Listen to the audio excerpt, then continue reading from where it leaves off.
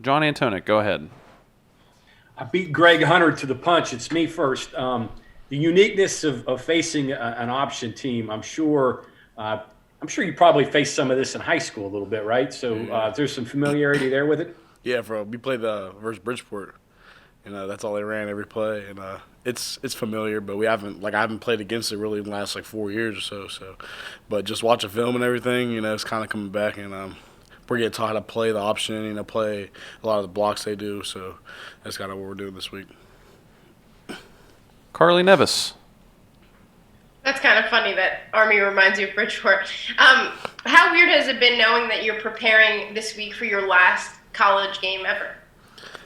It's emotional, but at the same time, I know I got some more football to play, so it's not really like hitting me as hard as it would if I didn't. But it's kind of crazy because it's like mine and Dante's last game. I think of it not as so much my last college game. It's kind of like my last game with Dante, like guaranteed game. So it's emotional, but we're going out. We're going out with a bang. So I'm excited. Greg Hunter. So, with that said, you may not spend Christmas with your family for a while. I mean, Yeah. you could be gone next holidays, and for many to come. So, did you drink that in a little bit? Did you think about that at all? I did, yes. During Christmas, I was like, dang, it's possibly my last Christmas being in Fairmont for a while because, in the NFL, you never know where it's going to take me. I might be end up across the country or somewhere close. You never know. So just this last guaranteed Christmas with my family for a while, it hit a lot, but I just soaked it in and enjoyed it. John Antonic. Curious, getting back to the Army system, do you have to kind of protect your ankles a little bit because the game's going to be played low? Yeah, for sure. We watch film. They fire off the ball real low. They're very disciplined. They're nasty. They're just good. So we just got to respect that. And we're getting taught how to, go against the cut blocks. Every week. I mean, every day this week. In the last couple weeks, honestly, we've been just getting to that kind of technique. And we're preparing and we're going to be ready. That's for sure. Back to Greg.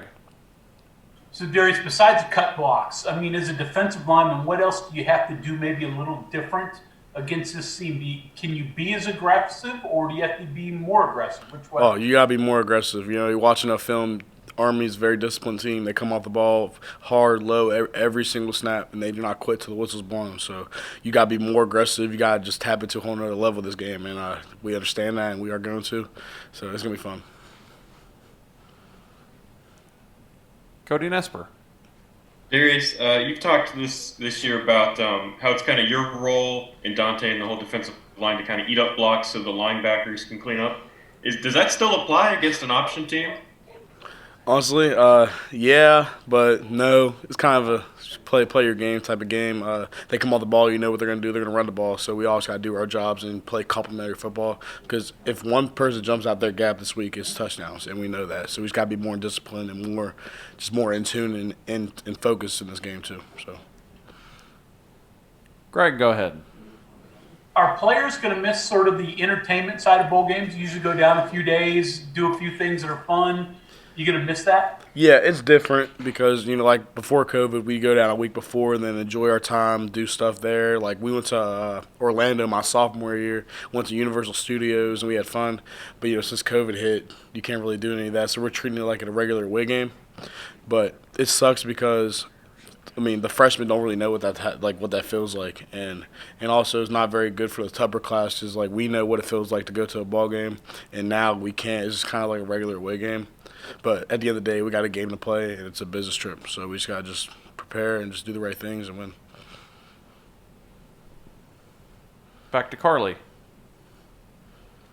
Darius, coach was saying that you, in particular, are proof that there can be great in-state players come from West Virginia. How much does it mean to you that like kids growing up in West Virginia look at you like I want to be like Darius kind of when I grow up? It means a lot because when I was younger, I'd go to football camps and they'd be like, "Where are you from? Where are you from?" I'd be like, "West Virginia." They're like, "Oh, they got football players up there." What? I'm like, yeah, we're just as good as everybody else. There's just not many of us. You just gotta just find them. And ever since then, I've just believed in that, and now I'm proof that there's ballers here. You just gotta just find them.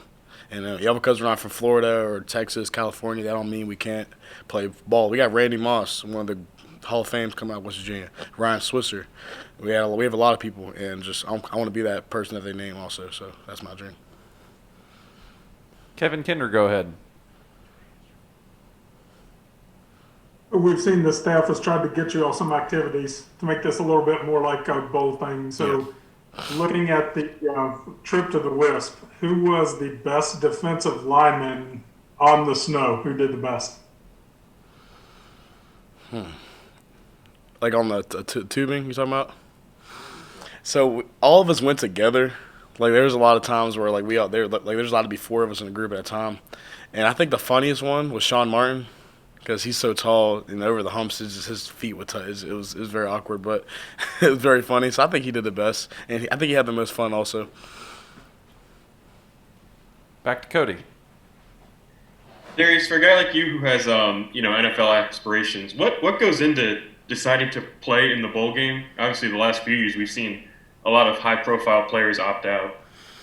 I love football, and I'll play as much football as I can anytime, anywhere. And if I have an opportunity to play another game, especially with my teammates and my brother, I'm going to play it, and there's no questions about it. And I see people opting out, but it's just because I respect everybody's decisions regardless because I don't know what situations they have or like what goes into it. But for me individually, I have one more game left to play with my brother, guaranteed. So I'm gonna do it, and I'm gonna have fun. Greg Hunter, go ahead.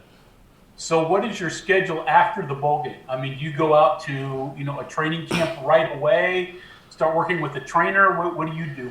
Yeah, 2 days after we're done, I go to Florida and train for 3 months. So I'm getting started there. So I got about 2 days off and then ready to back go again.